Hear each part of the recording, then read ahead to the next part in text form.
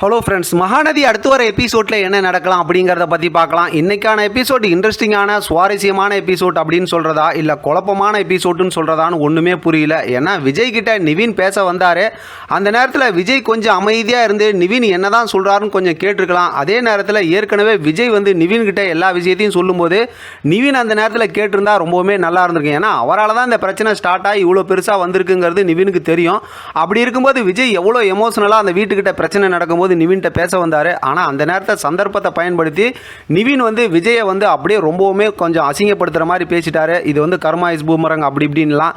அதனாலேயே என்னமோ தெரியல, இன்னைக்கான எபிசோடில் பார்த்தோம்னா நிவின் பேச வந்ததை விஜய் கேட்கவே இல்லை.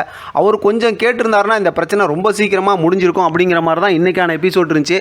சரி, எது எப்படியோ நாடகம் தானே, அது இப்படி தானே கொண்டு போவாங்கன்னு தெரிஞ்சது தானே. நமக்கு தான் ஏற்கனவே ஷூட்டிங் ஸ்பாட் ஏரியாவில் சொல்லிட்டாங்க, விஜய் காவேரி இனிமேல் மறுபடியும் ஒன்று சேர்றாங்கன்னா நாடகம் முடிஞ்சு போயிடும், அப்படிங்கிற சீரியல் முடிஞ்சு போயிடும்னு சொல்லிட்டாங்க.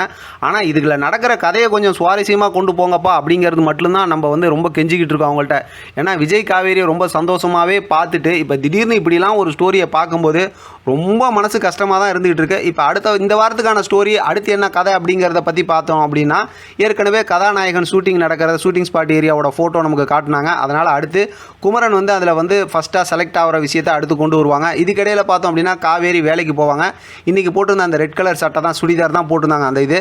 அதனால் நாளைக்கான எபிசோடில் பார்த்தோம்னா இவங்க வேலைக்கு போவாங்க. அந்த இடத்துல பார்த்தோம் அப்படின்னா இப்போ அந்த அதாவது வந்திருக்காங்கிற விஷயத்தை அவங்க ஃப்ரெண்டு ஃபோன் பண்ணி சொன்னதுமே இப்போ மறுபடியும் பார்த்தா அங்கேருந்து விஜய் வரும்போது பார்த்தா பேசும்போது இவங்களுக்குள்ளார மறுபடியும் சண்டை தான் வரும் அப்படிங்கிற மாதிரி தான் தோணுது.